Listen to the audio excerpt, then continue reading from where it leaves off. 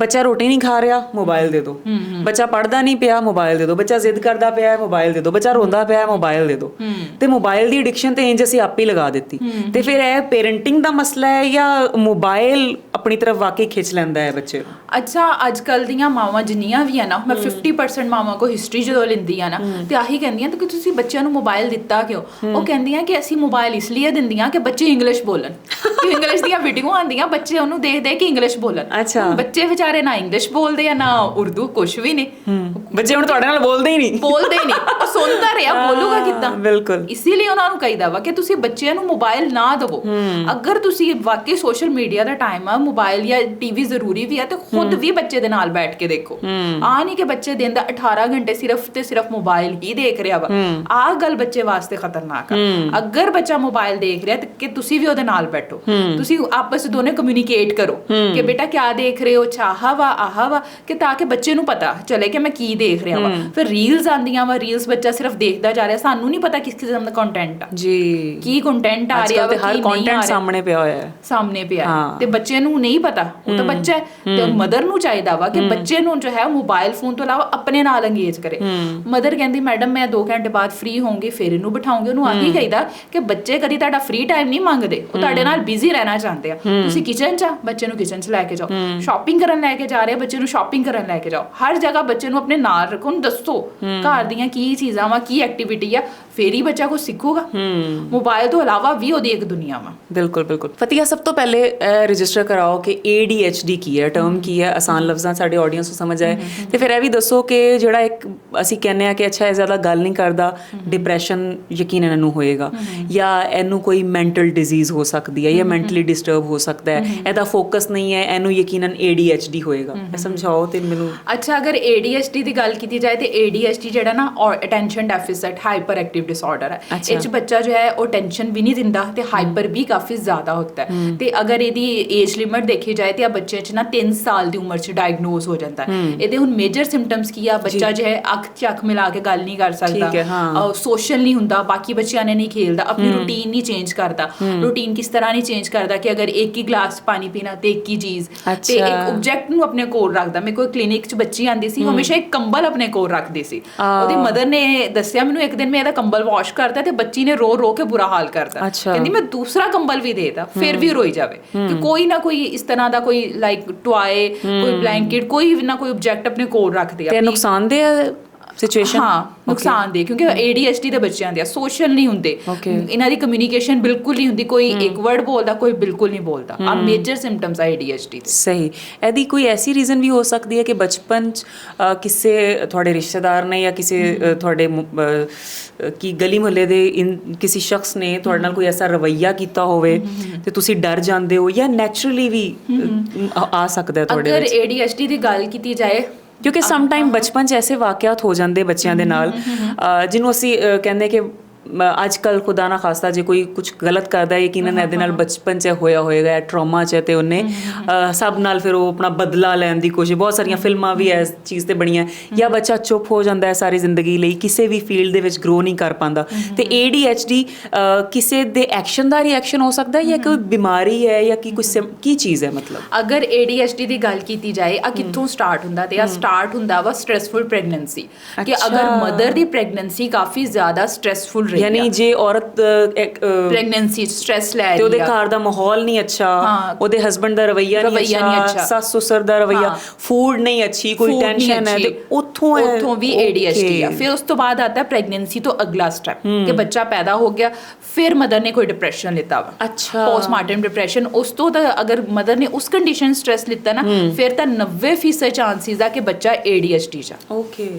ਫਿਰ ਥਰਡ ਆ ਜਾਂਦਾ ਘਰ ਦਾ ਇਨਵਾਇਰਨਮੈਂਟ। ਪਹਿਲੇ ਜਦੋਂ ਸਾਡੀ ਸੀਗੀ ਜੁਆਇੰਟ ਫੈਮਿਲੀ ਸਿਸਟਮ ਸੀ, ਸਭ ਲੋਕ ਮਿਲ ਜੁਲ ਕੇ ਰਹਿੰਦੇ ਸੀ। ਹੁਣ ਫੈਮਿਲੀ ਸਿਸਟਮ ਐਸਾ ਨਹੀਂ ਆ, ਮਦਰ ਤੇ ਫਾਦਰ ਦੋਨੋਂ ਜੌਬ ਕਰਦੇ ਆ, ਤੇ ਬੱਚੇ 'ਚ ਕਮਿਊਨੀਕੇਸ਼ਨ ਗੈਪ ਵੀ ਆ ਜਾਂਦਾ ਵਾ। ਉਹਦੀ one of the main reason. ਫਿਰ ਦੂਸਰੀ ਆ ਵੀ ਵਜ੍ਹਾ ਆ ਜਾਂਦੀ ਆ ਕਿ ਬੱਚੇ ਜਾਂ ਮੋਬਾਈਲ ਸਕਰੀਨ ਟਾਈਮ ਬਹੁਤ ਜ਼ਿਆਦਾ ਵਾ। ਬੱਚਾ ਦਿਨ ਦੇ 18 ਤੋਂ 20 ਘੰਟੇ ਸਿਰਫ ਔਰ ਸਿਰਫ ਮੋਬਾਈਲ ਦੇਖਦਾ ਵਾ, ਉਹ ਵੀ ਇੱਕ one of the main reason ਹੈ। ਇਸੇ ਲਈ ਸਭ ਤੋਂ ਪਹਿਲੇ ਆਹੀ ਕਹੀਦਾ ਵਾ ਕਿ ਤੁਸੀਂ ਬੱਚੇ ਦਾ ਹੈ ਸਕਰੀਨ ਟਾਈਮ ਮੋਬਾਈਲ ਫੋਨ ਘੱਟ ਤੋਂ ਘੱਟ ਕਰੋ। ਫਿਰ ਬੱਚੇ ਦਾ ਫੂਡ, ਬੱਚੇ ਨੂੰ ਆ ਜਿਹੜਾ ਕਾਫੀ ਜ਼ਿਆਦਾ ਬਾਹਰ ਦੇ ਖਾਣੇ ਖਿਲਾਏ ਜਾ ਰਹੇ ਆ ਵੀ ਚੀਜ਼ਾਂ ਆ ਵੀ ਇੰਪੈਕਟ ਕਰਦੀਆਂ। ਓਕੇ ਅੱਛਾ, ਫॉर एग्जांपल ਕਿ ਇੱਕ ਬੱਚਾ ਵੈਸੇ ਹੀ ਫੋਕਸ ਨਹੀਂ ਕਰ ਪਾ ਰਿਹਾ ਤੇ ਕਲਾਸ 'ਚ ਵੀ ਅਟੈਂਸ਼ਨ ਨਹੀਂ ਦੇ ਪਾ ਰਿਹਾ ਤੇ ਅਸੀਂ ਉਹਨੂੰ ਕਹਿ ਦਿੱਤਾ ਕਿ ਇਹ ADHD ਦਾ ਸ਼ਿਕਾਰ ਹੈ, ਲੇਕਿਨ ਫॉर एग्जांपल ਉਹ ਨਹੀਂ ਹੈ ਤੇ ਫਿਰ ਉਹ ਪੇਰੈਂਟਸ ਕਿਸ ਤਰ੍ਹਾਂ ਫਰਕ ਸਮਝਣਗੇ? ਅੱਛਾ, ਇੱਕ ਨਾ ਡਾਇਗਨੋਸ ਲੋਕੀ ਬਹੁਤ ਜਲਦੀ ਕਰ ਲੈਂਦੇ ਆ। ਅਬ ਜਿੰਨੇ ਵੀ ਸਰਕਾਰੀ ਹਸਪਤਾਲ ਕੁਛ ਵੀ ਹੈ ਨਾ, ਉਹਨਾਂ ਨੇ ਬਸ ਇੱਕ ਹੀ ਡਾਇਗਨੋਸਿਸ ਲਿਖਿਆ ਹੁੰਦਾ ਵਾ, ਇਹਨੂੰ ਆਹ ਵਾ ਇਹਨੂੰ ਆਹ ਵਾ। ਮਤਲਬ ਮੈਂ ਵੀ ਉੱਥੇ ਇੰਟਰਨਸ਼ਿਪ ਕਰਦੀ ਸੀ, ਮੈਨੂੰ ਵੀ ਪਤਾ ਸੀ। ਕੋਈ ਆਵੇ ਨਾ ਮਰੀਜ਼, ਮੈਡਮ ਮੈਂ ਚਿਲਡਰਨ ਦੀਆਂ ਰਿਪੋਰਟਾਂ, ਇਹਦੀਆਂ ਰਿਪੋਰਟਾਂ, ਮੈਂ ਕਿਹਾ ਮੈਨੂੰ ਪਤਾ ਵਿੱਚ ਕੀ ਲਿਖਿਆ। ਤੁਸੀਂ ਪਹਿਲਾਂ ਹੀ ਪੜ੍ਹ ਲੈਂਦੇ? ਹਾਂ, ਮੈਂ ਕਿਹਾ ਅਸੀਂ ਉੱਥੇ ਆਏ ਆ। ਸਰਕਾਰੀ ਹਸਪਤਾਲਾਂ ਦਾ ਮਸਲਾ, ਇਹ ਪ੍ਰਾਈਵੇਟ ਵੀ? ਪ੍ਰਾਈਵੇਟ ਅਸੀਂ ਤਾਂ ਹੁਣ ਡਿਟੇਲ ਨਾ ਕਰਦੇ ਆ ਇੱਕ ਇੱਕ ਚੀਜ਼ ਦੀ ਕੇਅਰ, ਕਿ ਲੋਕੀ ਜਿਹੜੇ ਨਾ ਮਤਲਬ ਉਹ ਕਹਿੰਦੇ ਨਹੀਂ ਪਾਕਿਸਤਾਨ 'ਚ ਕੋਈ ਬਿਮਾਰ ਹੋਵੇ ਤੇ ਹਰ ਘਰ 'ਚ ਮਾਸ਼ਾਅੱਲਾ ਡਾਕਟਰ ਆ, ਕਿ ਇਹਨੂੰ ਆਹ ਮਸਲਾ, ਤੇ ਉੱਤੋਂ ਜਦੋਂ ਦਾ ਸਾਡੇ ਕੋਲ ਗੂਗਲ ਆ ਗਿਆ, ਹਰ ਚੀਜ਼ ਚੈਟ GPT ਆ ਗਿਆ, ਸਾਨੂੰ ਸਾਰੀਆਂ ਬਿਮਾਰੀਆਂ ਹੈਗੀਆਂ ਵਾ। ਇਸੇ ਲਈ ਉਹਨਾਂ ਨੂੰ ਆਹੀ ਕਹੀਦਾ ਵਾ ਕਿ ਤੁਸੀਂ ਬੱਚੇ ਨੂੰ ਖੁਦ ਡਾਇਗਨੋਸ ਨਹੀਂ ਕਰਨਾ। ਇਹਨੂੰ ਫਲਾਨੀ ਔਰਤ ਕਹਿੰਦੀ, ਇਹਦੀ ਆਂਟੀ ਕਹਿੰਦੀ, ਇਹਨੂੰ ਆ ਕੁਛ ਨਹੀਂ। ਅੱਛਾ, ਬੱਚੇ ਨੂੰ ਕੁਛ ਨਹੀਂ ਹੈ, ਸਭ ਤੋਂ ਪਹਿਲੇ ਡਾਇਗਨੋਸ ਤਾਂ ਕਰਨ ਦੋ ਉਹਨੂੰ ਹੈ ਕਿ ਅਗਰ ਬੱਚਾ ਅਟੈਂਸ਼ਨ ਨਹੀਂ ਦੇ ਰਿਹਾ, ਕੀ ਪਤਾ ਉਹਨੂੰ ਕੋਈ ਐਂਜ਼ਾਈਟੀ ਹੋਵੇ, ਕੋਈ ਸਟ੍ਰੈਸ ਦਾ ਇਸ਼ੂ ਹੋਵੇ, ਜਾਂ ਕੋਈ ਕੁਐਸਚਨ ਸਮਝ ਨਹੀਂ ਆ ਰਿਹਾ, ਜਾਂ ਕੋਈ ਸਟੱਡੀ ਦੀ ਪ੍ਰੋਬਲਮ ਹੋਵੇ, ਉਹਨੂੰ ਆ ਨਹੀਂ ਕਹਿ ਦੇਣਾ ਕਿ ਬਸ ਇਹਨੂੰ ਆ ਬਿਮਾਰੀ, ਇਹਨੂੰ ਆਹੀ ਡਾਇਗਨੋਸ ਕਰਨਾ। ਆ ਚੀਜ਼ ਨਹੀਂ ਆ। ਇਸੇ ਲਈ ਸਭ ਤੋਂ ਪਹਿਲੇ ਜਿਹੜੇ ਨੇ ਨਾ ਬੱਚੇ ਦੀ ਅਸੈਸਮੈਂਟ ਕਰੀਦੀ ਆ ਕਿ ਬੱਚੇ ਨੂੰ ਹੈ ਕੀ ਆ।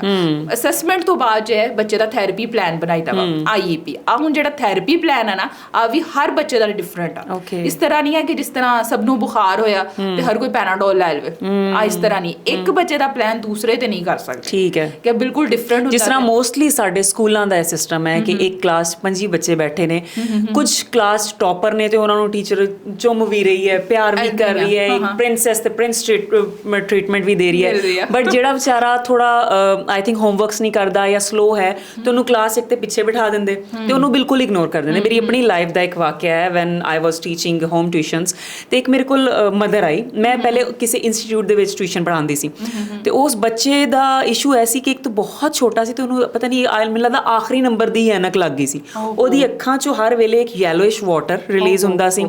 ਤੇ ਅੱਛਾ, ਬਹੁਤ ਹੀ ਕਨਫਿਊਜ਼ਡ, ਡਰਿਆ ਹੋਇਆ, ਸਹਿਮਿਆ ਹੋਇਆ ਬੱਚਾ ਸੀ ਉਹ। ਤੇ ਅੱਜ ਮਾਸ਼ਾਅੱਲਾ ਉਹ ਵੱਡਾ ਹੋ ਗਿਆ ਤੇ ਮੈਨੂੰ ਅਕਸਰ ਮੈਸੇਜ ਕਰਦਾ ਹੁੰਦਾ, ਮੈਨੂੰ ਬੜੀ ਖੁਸ਼ੀ ਹੁੰਦੀ ਹੈ। ਅੱਛਾ, ਕੀ ਹੋਇਆ ਕਿ ਉਹ ਜਦੋਂ ਮੈਂ ਉਹਨੂੰ ਪੜ੍ਹਾਉਣਾ ਸ਼ੁਰੂ ਕੀਤਾ ਉਸੇ ਅਕੈਡਮੀ ਦੇ ਵਿੱਚ, ਉਹ ਬੱਚਾ ਨਾ ਚੱਲਣਾ ਸ਼ੁਰੂ ਹੋ ਗਿਆ। ਉਹ ਛੋਟਾ ਜਿਹਾ ਬੱਚਾ ਸੀ, ਉਹਦੇ ਨਾਲ ਉਸ ਅਕੈਡਮੀ ਦੇ ਪ੍ਰਿੰਸੀਪਲ ਦਾ ਜਾਂ ਟੀਚਰ ਦਾ ਅਜੀਬੋ-ਗਰੀਬ ਬਿਹੇਵੀਅਰ, ਪਿੱਛੇ ਬਿਠਾ ਦੇਣਾ, ਇੱਕ ਹੀ ਚੀਜ਼ ਦੇ ਕੇ ਲਿਖੀ ਜਾ। ਅੱਛਾ, ਬਾਏ ਚਾਂਸ ਅੱਲਾ ਦਾ ਕੋਈ ਕਰਮ ਹੋਇਆ ਕਿ ਮੇਰੇ ਨਾਲ ਉਹ ਬੱਚਾ ਨਾ ਜ਼ਰਾ ਚੱਲ ਪਿਆ।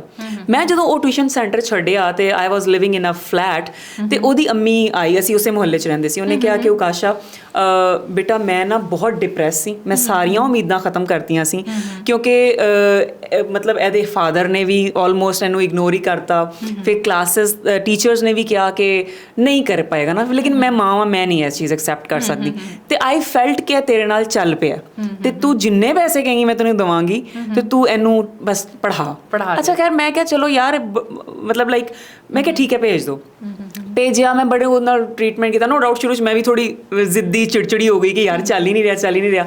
ਬਟ ਆਹਿਸਤਾ ਆਈ ਫੈਲਟ ਕਿ ਯਾਰ ਪਿਆਰ ਮੁਹੱਬਤ ਨਾਲ ਉਹ ਬੱਚਾ ਇੰਨਾ ਫਾਸਟ ਹੋ ਗਿਆ, ਉਹਦੇ ਨੰਬਰਸ ਫੁੱਲ ਆਉਣਾ ਸ਼ੁਰੂ ਹੋ ਗਏ, ਉਹਦੇ ਚਿਹਰੇ ਤੇ ਇੱਕ ਪਰਮਾਨੈਂਟ ਸਮਾਈਲ, ਇੱਕ ਕੌਨਫੀਡੈਂਸ ਫੀਲ ਹੋਇਆ ਮੈਨੂੰ। ਤੇ ਉਹਦੀ ਮਾਂ ਲਾਈਕ ਅੱਜ ਵੀ ਮੈਨੂੰ ਨਾ ਇੰਨੀਆਂ ਦੁਆਵਾਂ ਦਿੰਦੀ ਹੈ ਕਿ ਜੇ ਤੂੰ ਇਹਨੂੰ ਨਾ ਟ੍ਰੀਟ ਕਰਦੀ, ਹਾਲਾਂਕਿ ਮੈਂ ਕੋਈ ਡਾਕਟਰ ਨਹੀਂ ਆ, ਬਟ ਮੈਨੂੰ ਲੱਗਦਾ ਹੈ ਕਿ ਜਿਹੜੇ ਬੱਚਿਆਂ ਨੂੰ ਅਸੀਂ ਇਗਨੋਰ ਕਰਦੇ ਆ ਨਾ, ਤੇ ਉਹ ਬੱਚਿਆਂ ਨੂੰ ਡੈਡ ਕਰ ਦਿੰਦਾ। ਬਿਲਕੁਲ। ਹੁਣ ਮਾਵਾਂ ਕਹਿੰਦੀਆਂ ਵਾ ਬੱਚਾ ਸਾਰਾ ਦਿਨ ਸਹੀ ਆ, ਲੇਕਿਨ ਜਦੋਂ ਵੀ ਘਰੋਂ ਕੋਈ ਪਰੋਣੇ ਆਣੇ, ਕਿਸੇ ਨੇ ਆਣਾ, ਇਹਦਾ ਕਲੇਸ਼ ਸ਼ੁਰੂ ਹੋ ਜਾਂਦਾ। ਉਹਨਾਂ ਨੂੰ ਆਹੀ ਕਹਿੰਦਾ ਕਿ ਬੱਚੇ ਅਗਰ ਮਤਲਬ ਏਦਾਂ ਜ਼ਿੱਦ ਕਰ ਰਹੇ ਆ ਤੇ ਇਹਦਾ ਮਤਲਬ ਉਹ ਤੁਹਾਡਾ ਟਾਈਮ ਮੰਗ ਰਿਹਾ, ਤੁਸੀਂ ਉਹਨਾਂ ਨੂੰ ਟਾਈਮ ਦਿਓ। ਤੁਸੀਂ ਹੁਣ ਘਰ ਆਏ ਆ, ਫੋਨ ਯੂਜ਼ ਕਰਨ ਲੱਗ ਗਏ ਆ, ਮਹਿਮਾਨ ਆ ਗਏ, ਬੱਚੇ ਨੇ ਤਾਂ ਜ਼ਿੱਦ ਕਰਨਾ, ਬੱਚੇ ਦਾ ਟਾਈਮ ਕਿੱਥੇ ਗਿਆ? ਬਿਲਕੁਲ। ਬੱਚੇ ਨੇ ਤਾਂ ਫਿਰ ਆਹੀ ਕਰਨਾ, ਰਿਐਕਸ਼ਨ ਕਰਨਾ। ਬੱਚੇ ਜਿਹੜੇ ਤੁਹਾਡਾ ਟਾਈਮ ਮੰਗਦੇ ਆ। ਬਿਲਕੁਲ।